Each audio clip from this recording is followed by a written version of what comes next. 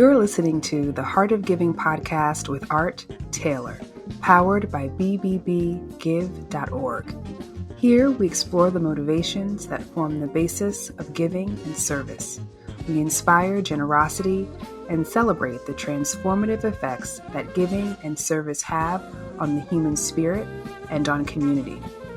The conversations featured on the podcast also uncover giving strategies that educate and provide tools to help listeners make impactful gifts of both their time and money. We hope you enjoy this episode. Welcome to the Heart of Giving podcast, powered by bbbgive.org. Give.org is the nation's standards-based charity evaluator and your one-stop source for information on giving and reports on the most asked about charities. I'm Art Taylor, your host. And I have to tell you, there's so much going on in the nonprofit sector these days, particularly around fundraising and generating resources for charities. And what we're going to talk about today, I bet most people listening to this podcast will never have heard of. I've been following this movement now for about 10 years, though, so it's been out there. But I am certain that many people will not be aware that there are organizations that enable bonds to be created. That's right, bonds that people can acquire or invest in. And the proceeds from these bonds are used by social good organizations to create change in the world. And if they work, the bondholders get paid. Well, we're going to talk with someone who's right at the center of this.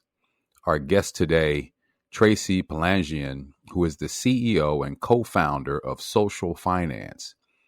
Social Finance is a national impact finance nonprofit that builds innovative partnerships and investments to measurably improve lives. Tracy's been doing this since 2011, and I have to say they are on to some really interesting and forward-thinking ways to fund social good. So Tracy, it's great to have you here. Welcome to the Heart of Giving podcast. Great to be with you, Art. Tracy, I want to talk with you about this exciting work you're doing at Social Finance and find out about your life, what led you to take on this important work, and just give our listeners some exposure to a whole new world of how nonprofit and social good is actually being funded. So I'm really glad that you're here and you've agreed to do this. I think our listeners, many of them who aren't necessarily connected with nonprofit work on a day-to-day basis, may not even be aware that this kind of activity exists. So we're really excited to have you. So let me ask you, just to get started, what is Social Finance? When did it get started, and what are you trying to accomplish? Well, again, it's great to be with you, Art. Yes, indeed, Social Finance is a pretty unusual nonprofit. It's a pretty funky model that we're trying to get out into the world. And I have the great privilege of starting Social Finance with my two fantastic mentors and fellow travelers and friends in Sir Ronald Cohen and David Blood. Back at the end of 2010 was when we got Social Finance started. So it's a good 11 years.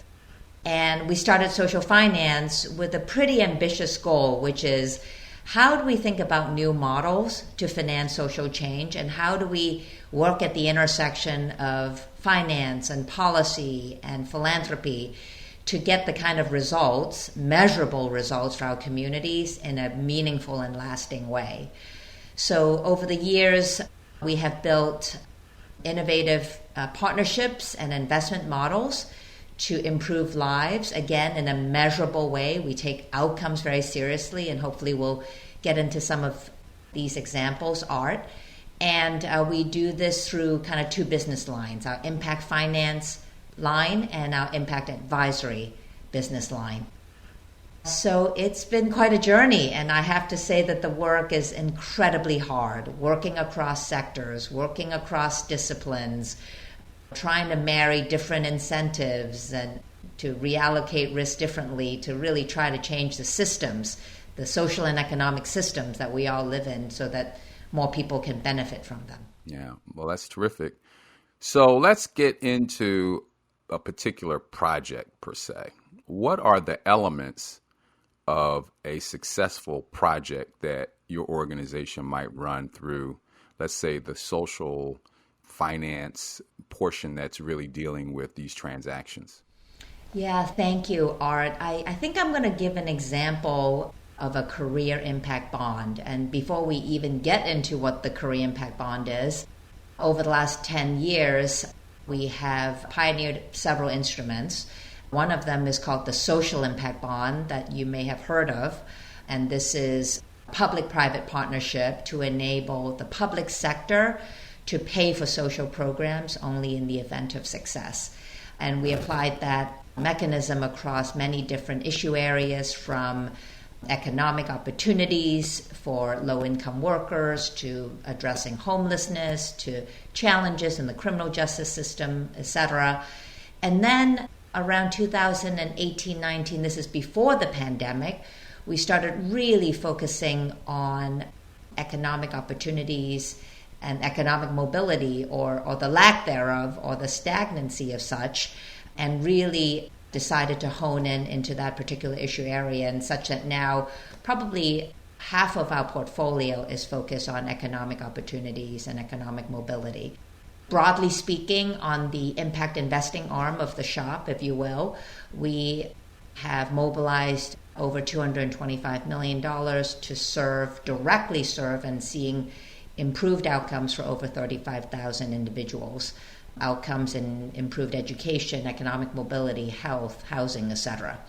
So a specific example in the Career Impact Bond is one that I'd like to talk about in the diesel mechanic transportation services industry.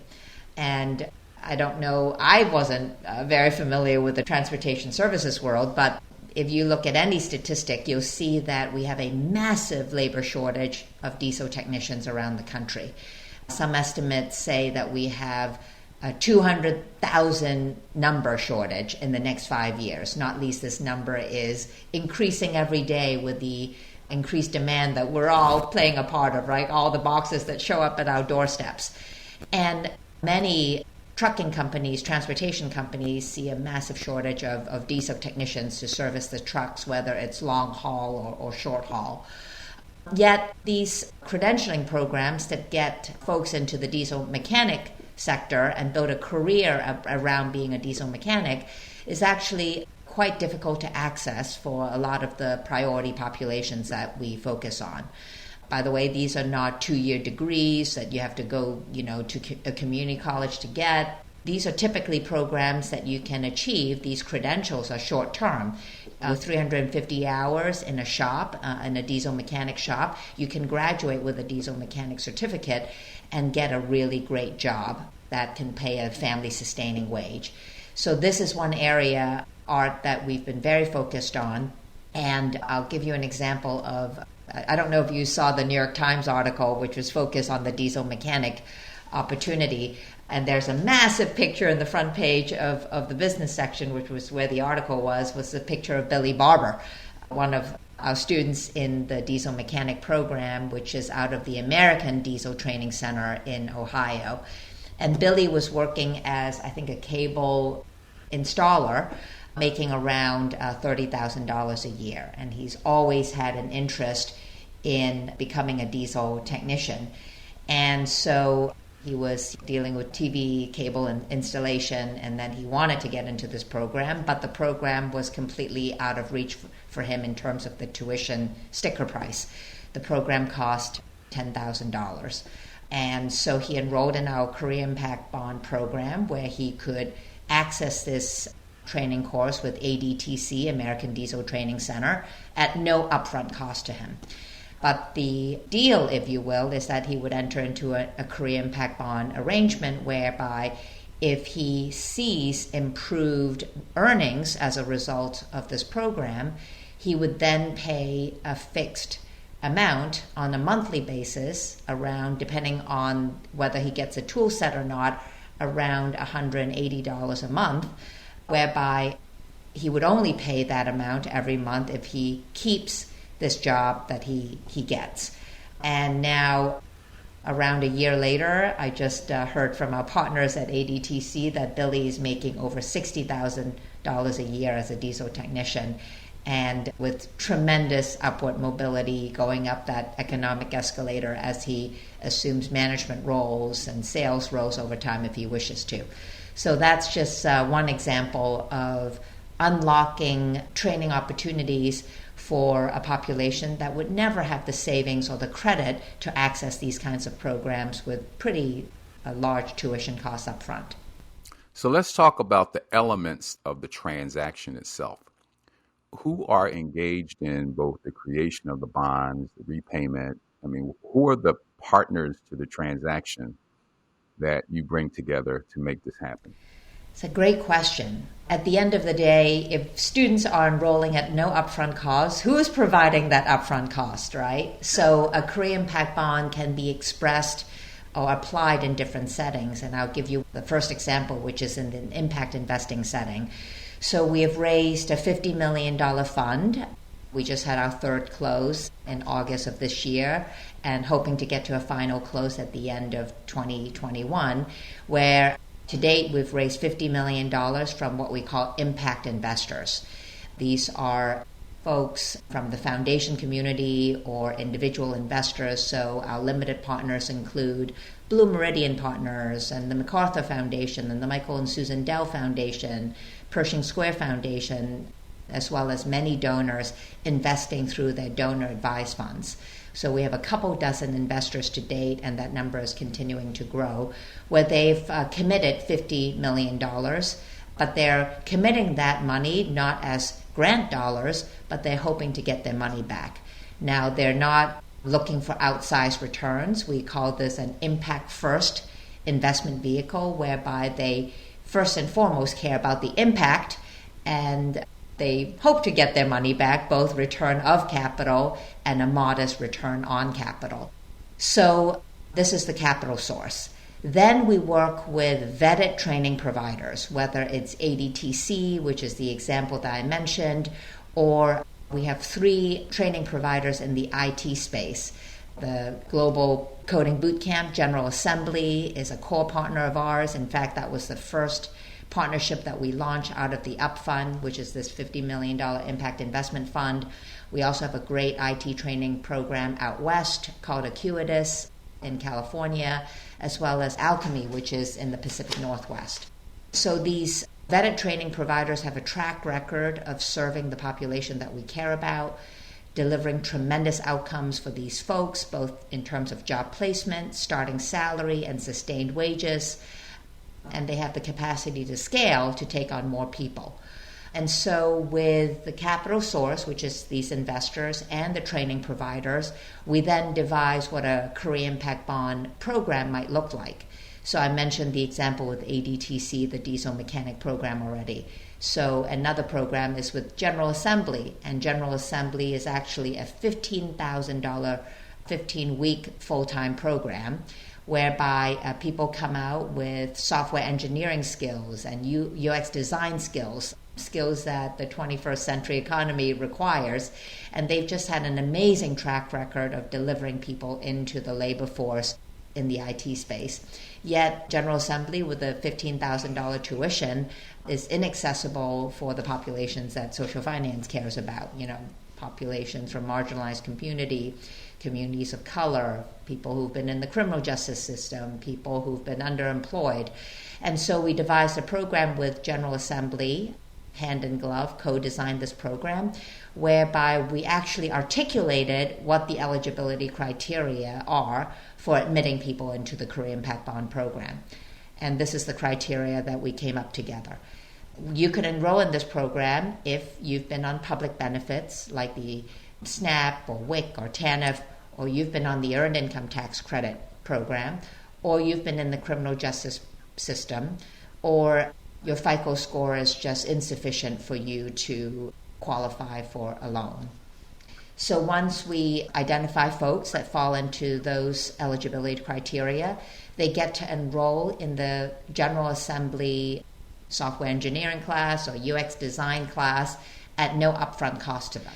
And for General Assembly, the Career Impact Bond terms are such that if you graduate from the program and you earn more than $40,000, that's the minimum income threshold, then you pay 10% of your monthly salary for every month that you stay employed above that minimum income threshold. And if at any given point that you fall out of the labor force or your income falls below that threshold, you're not on the hook to pay anything. So that downside protection is really, really meaningful for folks, because if you get a loan, you're stuck to pay that monthly loan payment regardless of your employment outcomes. And there are also other protections in place, such as the time limit of it. You're off the hook after 4 years in the General Assembly case, or if you hit your payment cap.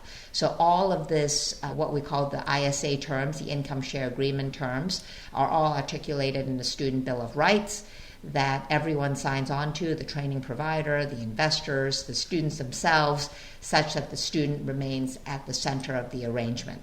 So thousands of students will enroll through these programs in the upfront, and at the aggregate, we hope that the investors will get their principal back plus a very, very modest rate of return. So let's talk for a minute about the students, the people you're serving and getting through the education process. We know in colleges and universities, ultimately somewhere around 50%, if we're lucky, graduate with a 4-year degree. And in many cases, folk who don't graduate have significant student loans that will carry with them for the rest of their lives in many cases, and it'll affect their ability to get credit and all sorts of things if they default. Your program, though, seems to be less onerous in that, for one thing, it's focused on a career so that we know if the person does get through the program, they're going to get a job paying more than they currently make, hopefully substantially more. And then secondly, if they're not able to get that job paying more, then what they have to pay goes down or gets eliminated, because these bondholders understand going in that it's a possibility that they may not get paid. They're perfectly willing, it seems, to transfer their investment into a donation, assuming that the person does not get through the program. So let's talk for a minute about the percentages of people who actually succeed. What are you seeing in terms of success with that? It's too early to tell in the aggregate. So for the upfront, we have served over 1,500 students to date. Some of them are still in the training. Some of them are out of the training and getting a job. So for the diesel mechanic program, we're seeing 99% graduation rates, which are extraordinary percentages, and a significant number of them getting a job within the grace period. In fact, there's such a labor shortage, Art, that many of these students are actually pre-committed hires by employers already. And the other beauty for that program, Art, is that for the employers, many of them are actually willing to pay that monthly Career Impact Bond payment on behalf of the student for every month that the worker stays successfully in the job. So because they experience the cost of turnover, the cost of hiring, and they say, hey, if the person's staying successfully in the job, it's cheaper for me to keep the person and pay off the obligation for them. So it's too early to aggregate, but the whole idea that you mentioned earlier, that the student loan program is just potentially such a bad deal for so many people, is absolutely true. Not only is the graduation rate so low, even if for those who graduate with a 4-year degree, often they're not landing great jobs and putting their degrees to work. Lo and behold, you have over 40 million Americans holding collectively over $1 trillion of student debt. It's just crippling for so many people. Yet there are so many great jobs, family-sustaining, great jobs with decent pay, with advancement potential that do not require a 4-year degree in the American labor force. More than 50% of jobs in the American labor force are what we call middle skills jobs that pay a middle class salary. You just need some specialized training beyond a high school degree. It could be a diesel mechanic certificate. It could be a truck driver license. It could be a certification in IT, whether it's, software engineering or cyber or UX design. It could be in green energy. If you look at the Bureau of Labor Statistics, the fastest growing segment is actually solar panel installers and wind turbine technicians. These are jobs of the future. These are industries of the future, and we need to equip folks with the skills to access these industries of the future. And many of these jobs are what we call middle skills jobs, and that is very much what the Career Impact Bond is focused on, those occupations in those sectors. And we're really, really encouraged by the early results. And as you said, if only a smaller fraction of people attain jobs and maintain those jobs, then, quote unquote, our model predicts our investors might lose 10 cents on the dollar. We're just very grateful that there are these, quote unquote, impact first investors or philanthropically motivated investors whose aim first and foremost is to achieve the impact, and the financial return in this case is secondary. Tracy, I don't know if you know, but I used to work in job training. I used to head an organization called Opportunities Industrialization Centers of America. Well reputed. Yeah, so OIC was and is, in my opinion, the premier workforce development community-based organization in the country. And one of the things we found out doing our work, which is primarily funded by government, the Department of Labor and state governments, that if we could get a percentage even of people through the program, that percentage of people would more than pay for the cost of the program for the entire lot of people we were serving, because of the savings to society that the profile of people were likely to have to deal with. So if a person did not touch an OIC program, at least the type of individuals we're dealing with, chances are that they might end up in jail. They might end up unemployed and dependent on others, or they might be working in a low wage or no wage job and not paying taxes. So if we could aggregate the savings plus the taxes that they were paying over a course of their lifetime, we could more than pay for the cost of the program with just a few people succeeding.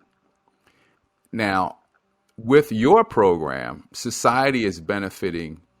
I can't even fathom it, because really the government is not putting anything in, at least for this program. And I'm just wondering, is there any opportunity or interest, either on your part or the government's part, to support these investments to some extent and maybe leverage it with some additional dollars so that you could do more people? I don't know what your thinking is on that, but it's absolutely a strategy that we have been pursuing coming out of the pandemic. I guess we're still in a pandemic, but we're putting the Career Impact Bond to use in two ways. So we just talked about the Impact Investment Vehicle, which involve investors who look to get their money back and in a 10-year fund life, and it's a typical impact investment vehicle. But we're also putting the Career Impact Bond to work in a public sector setting. And we call these funds Pay It Forward funds, PIFF, if you will.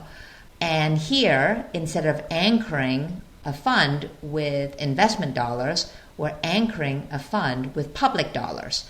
And we're working with several states now, 6 states around the country, whereby governors and in some cases county mayors are anchoring these funds with public dollars, either public dollars from the state's workforce development budgets or rescue plan dollars. I mean, I think we all appreciate that many governors have now this massive injection of capital, kind of once in a generation, large sums of money to deploy in their communities.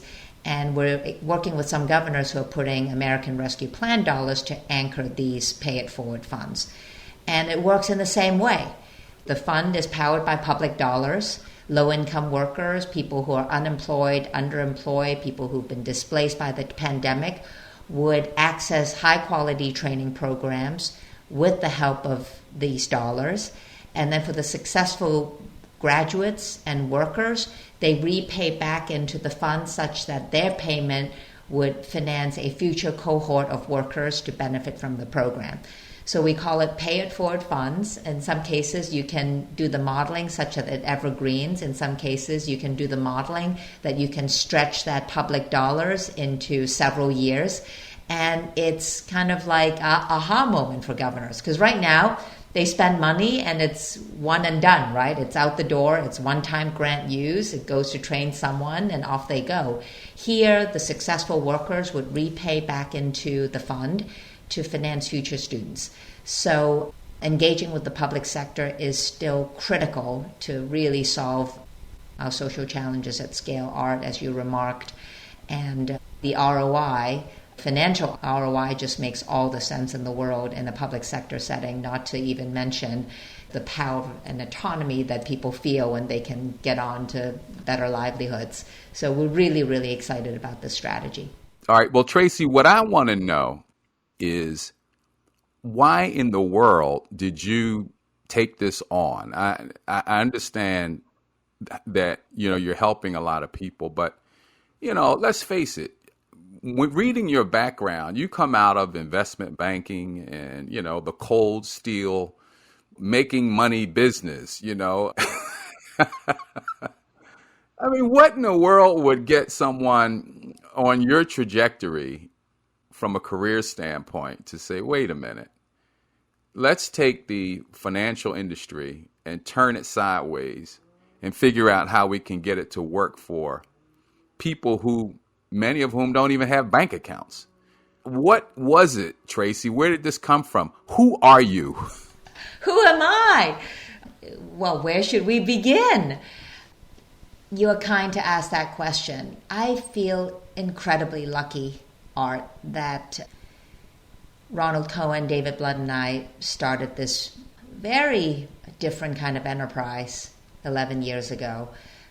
Candidly, I wasn't looking to start something. So just to backtrack, first of all, I didn't grow up in this country. My entire family is still in Hong Kong, which is where I grew up. I came to the United States as a teenager to go to school. I was lucky to go to a fabulous college where I met a boy. And this boy kind of semi-convinced me to stay in this country after I graduated from college and become an American and make a life in this country. And this boy is now my husband, and together we have 3 daughters.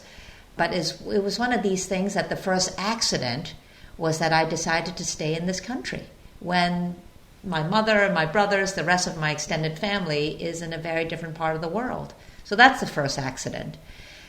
And I find it to be a very lucky accident. And social finance is also one of these lucky accidents.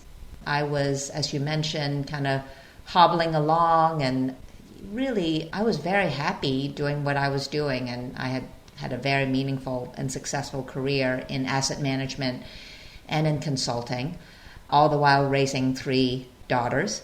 It was hard, right? Like kind of like every day at a time when you're raising little kids and going to work.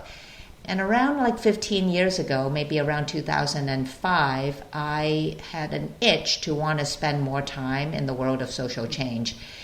And I was at a firm called Parthenon at that time, which is a management consulting firm, which is now part of Ernst & Young now. And I created a not-for-profit practice area, whereby my clients would all be foundations and NGOs around the world, and I would kind of get my share of reward by helping them achieve their missions more effectively, and that would be kind of my channel to give back. And one thing led to another, and it was in that context, leading the not-for-profit practice at Parthenon, that I met Ronald Cohen and David Blood in the UK, and they were getting social finance up and running in the UK in 2007. And we helped them figure out the model, just as good old strategy consultants.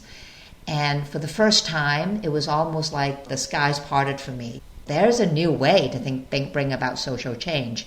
Yes, philanthropy is hugely important. The nonprofit sector is hugely important. Government as a policy lever is hugely important to bring about broad-scale social change.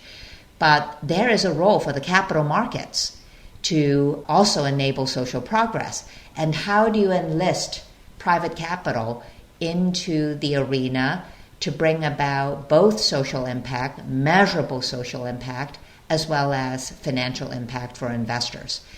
And at the end of the day, finance is simply finance. It's a technical craft. You can use it either to enrich oneself, or you can use it as a publicly spirited responsibility to improve people's lives. And that's very much the mission of social finance. How do you devise new financial instruments? How do you devise new partnerships so that people are at the center, outcomes are at the center, but doing it in a way that is regenerative? Because when you use investment dollars, the money comes back and then you can have more impact with it. So that's very much the inspiration behind the founding of social finance. And in the last 11 years, we've learned so much. We've made so many mistakes. We've had our fair share of failures doing something kind of so cross-sector and so complicated, as you can imagine, is full of potholes and landmines. And we've made our kind of fair share of mistakes, as I mentioned. And we've built the social impact bond. We're now expanding that repertoire into the career impact bond. We are really excited about other new instruments. Unlocking donor advised funds for impact is yet another avenue that we've been at, and it's incredibly exciting. And the journey has just begun. And in a strange way, Art, and you write this beautifully in your newsletter last night, this concept of momentum. And we feel that the pandemic, COVID, has almost like accelerated our work. The last 18 months have been extraordinary. The idea, in this pay it forward fund context that we just mentioned, that we're getting phone calls from mayors and governors around the country and say, hey, help us make our workforce dollar work harder for us, produce outcomes for our communities. It's just an extraordinary moment to be in, to lean in, and we feel very fortunate. Well, yes, and you mentioned momentum. I think that for a lot of people, it's been a tale of two worlds, right? I mean, for many people, the pandemic has killed momentum and has dragged on their ability to succeed. I think of young students in schools who are going to be years behind probably as a result of the pandemic now. But I think programs that you're putting together can shift that, can change that. So it's good to see that you're actually growing at this point, because I would probably gather that you're still only a small percentage. A tiny percentage. Of the need out there. And of the need, right. So the potential is enormous. Millions of people are out of work. There are over 10 million unfilled job openings being posted by business. They're unfilled. Yeah. And we're working in there's just so much opportunity. Yeah. And you're right.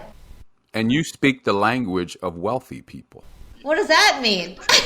Well, what it means is, what you're basically saying is, put some money into this and maybe you'll get something back. And therefore, we have much greater opportunity to lever their resources to create social good. That's what I'm saying. I absolutely agree with you, Art. I mean, talk about divergence between the stock market and Main Street, right? This has been a tremendous time of wealth accumulation for folks, and the markets have done so well. You're absolutely right. The investors that we work with, they really want to lean in. Not least the next generation are really pushing to express their values in their investment portfolios. And some people say, you shouldn't compromise financial return to achieve social impact. Well, the people that we work with, they say you shouldn't have to compromise impact to achieve financial returns. So this new class of impact investors, these impact first investors, is very much wind in our sails. That's great to hear. And what we're seeing on the philanthropic side is that if it weren't for wealthy folk, the dollars going to charities would be significantly lower because the average person we're seeing not give as frequently as they have in the past. And there could be lots of reasons for that. I'm working with a group called the Generosity Commission to try to figure out and develop policy answers for how we can get the average person in the public, the average family, to give to philanthropic organizations. This podcast is all about getting people to give and serve, just average people. And we don't just want wealthy people giving, right? Because that's a whole different society that we would be creating if we gave all of the influence to wealthy people for how our social programs would operate. However, we can certainly see through your program that there's great opportunity for people to make a difference in the lives of everyone else who don't have access to the tools that they need to succeed. I wonder if there's a way to use these dollars to help entrepreneurs as well. I know that some of the work that you're doing is helping entrepreneurs. When you talk about people in design, people who do software development, these folk can kind of work as independent contractors if they chose. But I wonder if there's opportunities to help entrepreneurs from disadvantaged communities get the skills that they need in order to start their business and maybe even some financing. I guess that model is kind of more like the traditional capital model. But we know that in the African American community, which finally is seeing some growth in the number of businesses, the growth in self-employment, that part of the reason that African Americans are usually unemployed at double the rate of the majority population is that we don't have small businesses that are hiring them. And so we could get more small businesses going, we could get more people hired, and you'd have more parity. So if we can find through your program some opportunities for that, that would be quite interesting too. So I encourage you to think about how that could be done. Absolutely. And there's just great momentum in Washington too. The CDFI program, as you know, has had a huge injection into community development finance institutions and CDCs and Black-owned banks. And it's a really rich area to explore for us going forward as well. Well, look, Tracy, we're getting to the end of this, but I just wanted to thank you on behalf of all those who you're serving, because frankly, you have access to a world that not everyone has access to. And you could very easily have said, my world is fine. I'm doing okay. My kids are growing up successfully and our family is doing great. And I have all these friends who are doing things, and that's wonderful. But you decided to do something different and to make a difference. And we need people who have the kind of access that you have to put that stake in the ground, to inspire others who have significant wealth to put that wealth to work to help change our society. So I want to just hold you up as an example, and I hope that other people will be listening to this who maybe are also similarly situated, and they will call on their friends to do something similar to what you're doing, or maybe even join into what you're doing, or make investments into social finance, because these are models that we're needed. Now, I recognize that what you're doing is not going to be without critics. You know, there are going to be people who say, yeah, well, right, well, if I had this, I could do this, that, and the other thing. Well, you don't, and they do, and they're doing it. So let's let them do it. And if it works, we're all much better for it. So anyway, I just wanted to thank you again, to hold you up. I hope you'll be active in our podcast community. You know, we have this community of former guests who are connected, at least by me, once a week. I hope you will engage in that group. It would be an honor to be part of your community, Art. Thank you. Well, you've been listening to the Heart of Giving podcast with Tracy Palandjian, the co-founder and CEO at Social Finance. And I hope you've enjoyed her story. And I hope you'll listen to our future podcast episodes, which you can find on all major podcast platforms. Thank you very much.